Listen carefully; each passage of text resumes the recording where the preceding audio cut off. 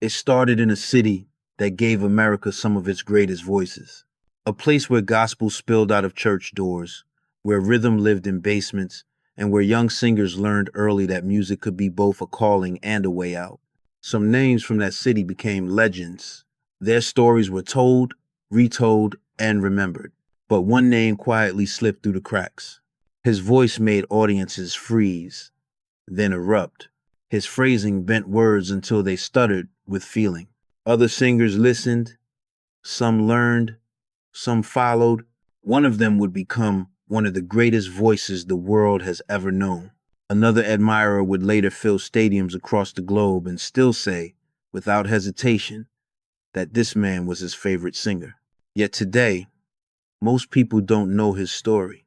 Not the brilliance, not the battles, and not the way his life ended too early, too suddenly, under circumstances that still leave questions hanging in the air.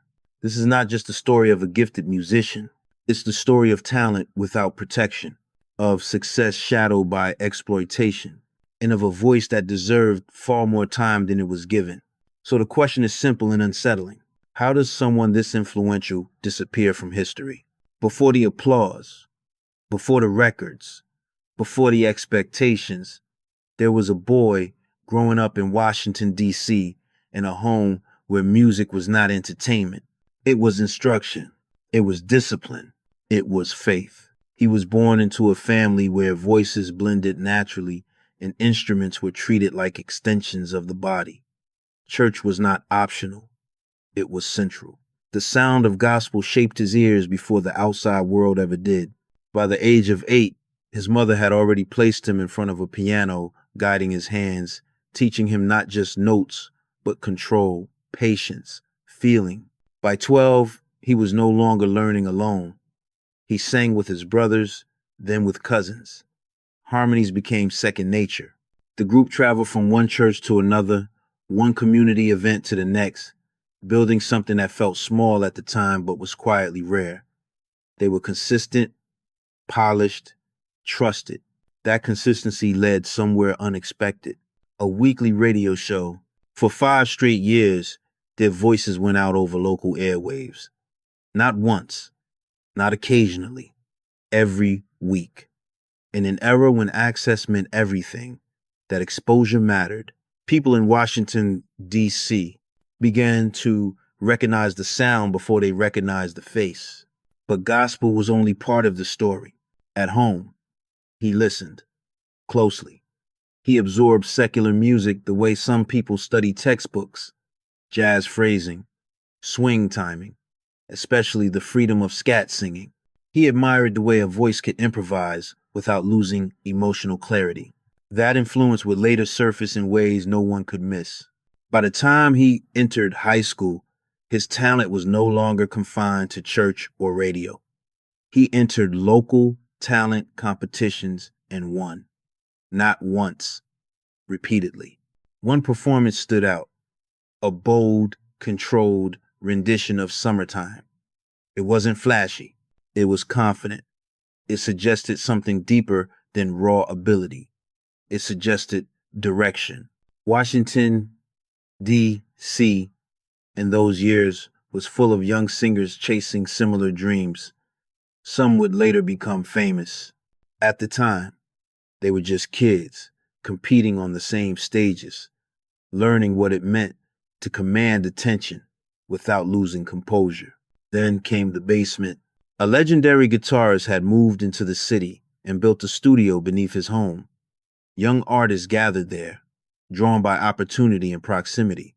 Sessions ran late. Ideas moved fast. Voices blended. Futures quietly took shape. It was in that environment that he crossed paths with other young singers who would later define American soul music.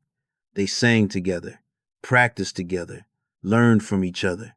No contracts, no guarantees, just sound and ambition in close quarters. Eventually, that voice distinct, rhythmic, impossible to confuse with anyone else stood out. And when an offer came to join a touring band and leave Washington behind, it wasn't just a career move. It was a crossing point, because once he left home, the music would change, and so would the stakes. Chicago changed everything. The clubs were louder, the expectations were heavier, and the music industry moved fast, whether an artist was ready or not. On stage, he stood behind a piano, commanding attention without forcing it. The phrasing was unusual, the rhythm unpredictable. Words bent, doubled, and stuttered by design. Audiences didn't always understand it, but they felt it. That difference mattered. Soon, the industry took notice. A solo contract followed, then records, then the realization that his sound didn't fit neatly into any single box. It wasn't pure blues. It wasn't traditional soul. It carried Caribbean movement, jazz freedom, and gospel intensity all at once. When the first releases reached listeners, the response was immediate. In Chicago, people embraced the voice. Beyond the city, the momentum grew slowly, but it grew honestly. Each record built recognition, not hype. He wasn't manufactured. He was revealed. Then came the breakthrough. I Do Love You didn't shout. It didn't beg. It spoke plainly, with restraint and warmth. The record climbed the charts, crossing boundaries between R&B and the mainstream. Radio stations that had never played his work before suddenly kept it in rotation. The song became familiar in living rooms, cars, and late night broadcasts. Sitting in the Park followed, and with it, confirmation. This wasn't luck. This was presence. The voice felt conversational, almost intimate, as if the singer were sitting beside you rather than performing for you. Touring expanded his reach. The Apollo package tours with established stars. Night after night, the same reaction. Surprise, then excitement, then applause that lingered longer than expected. But the defining moment came with Summertime. The song was already a classic, untouchable, some believed. Yet his version reframed it completely. The phrasing was loose, the rhythm playful, the emotion unmistakable. It crossed over to pop charts and international audiences, reaching listeners who had never heard his name before. Suddenly, musicians were paying attention. Some admired the courage it took to reinterpret something sacred. Others listened closely, studying the phrasing, the confidence, the way he controlled space between words. Younger singers learned by listening. Older artists acknowledged the originality. Yet, even at the height of this success, something felt unstable. The applause was loud. The sales were real. But behind the scenes, questions lingered about ownership, about credit, about whether the rewards matched the contribution. On stage, he looked unstoppable. Off stage, the ground was already beginning to shift. Success did not bring peace. As his records climbed the charts, a different kind of tension settled in. It wasn't visible from the stage. It lived in contracts, conversations behind closed doors, and questions that never seemed to receive straight answers. Questions about ownership, about credit, about whether creative contribution truly mattered once the records were pressed and sold. The breaking point came with Summertime. He had reshaped the song, added his own phrasing, his own vocal architecture. The performance carried his fingerprint from start to finish. When the record crossed over and reached new audiences, he believed reasonably that his contribution deserved recognition beyond applause. Instead, he was dismissed. When he pressed the issue, the response was not clarification. It was humiliation. He was sent chasing an answer that led nowhere. Not to a negotiation table, not to a publisher's office, but to silence. The message was clear without being spoken. Ask fewer questions. For someone who valued respect as much as recognition, the damage ran deep. Friends noticed the shift. He was still magnetic on stage, but off stage, the edges sharpened. He felt watched, controlled, underestimated. Years of being laughed at for his weight. Years of fighting to be taken seriously. Years of watching others benefit while he was told to be grateful. The pressure accumulated, stories circulated, never glorified, never celebrated about confrontations and heated moments. They were not the acts of a reckless man chasing chaos. They were the reactions of someone who felt cornered, unheard, and repeatedly disrespected.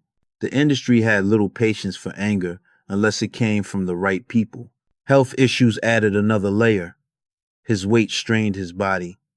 Diabetes complicated long tours and long nights. Fatigue became constant. Recovery took longer. Yet the schedule didn't slow down. Then tragedy struck again. Members of his own band were lost in a devastating accident. The shock lingered. The silence afterward felt heavier than any crowd. The sense that time was running out, not metaphorically, but literally began to follow him. Still, he performed because stepping away felt impossible, because momentum, once built, demands motion, and because the stage was the only place where control returned, even briefly. But beneath the surface, the balance was gone. What once felt like ascent had become survival, and survival, under that kind of weight, rarely lasts forever. The night before, the work was done. The show had ended late. Applause faded. Equipment was packed. By early morning, the road called again. This was the rhythm of touring sleep cut short, miles stacked back to back, responsibility outweighing rest.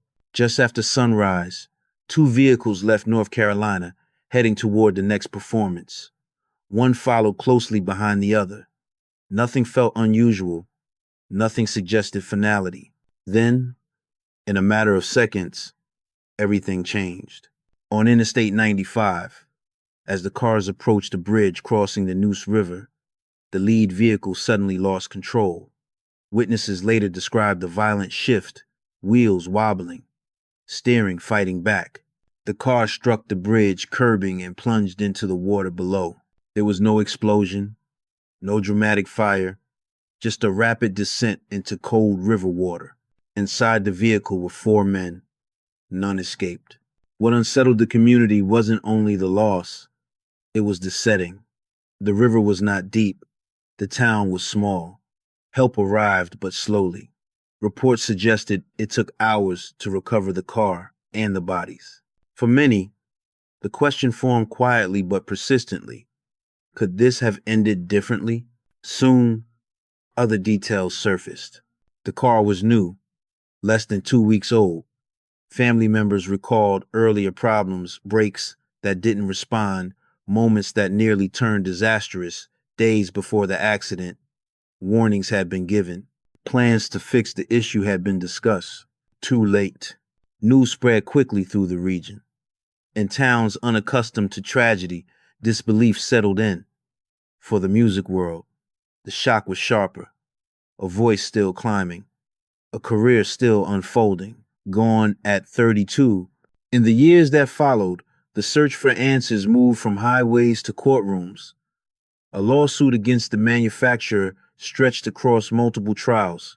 Arguments over mechanical failure, responsibility, and accountability filled transcripts where music once lived.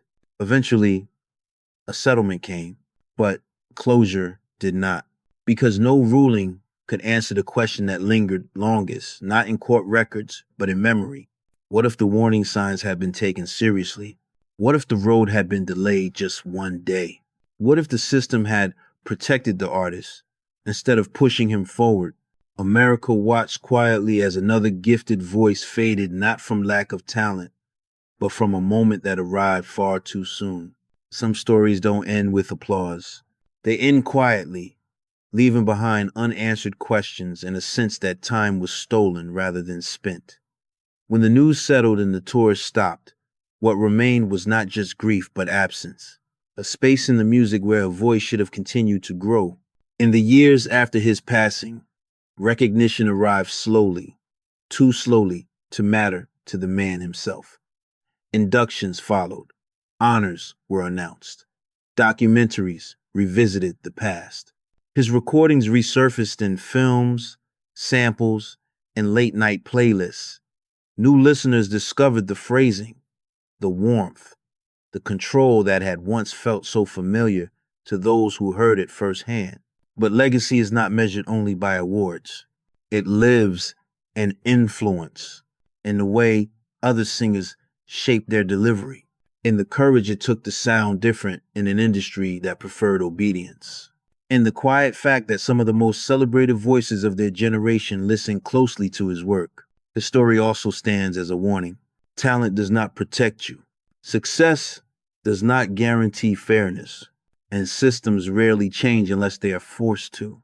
He gave the world music that still breathes decades later, songs that don't age because they were never chasing trends. They were rooted in feeling, in honesty, in restraint. At his funeral, one of those songs played softly, a love song, simple, uncomplicated, the kind that doesn't beg to be remembered yet always is. Perhaps that is the truest measure of his impact. Not how loudly his name is spoken today, but how deeply his voice still settles when the needle drops. If this story reminded you of a moment, a voice, or an artist who never received their due, share that memory below. We read every comment, and if you believe stories like this deserve to be preserved, not rewritten, not rushed, consider staying with us. Because some voices leave the stage early, but they never really leave us.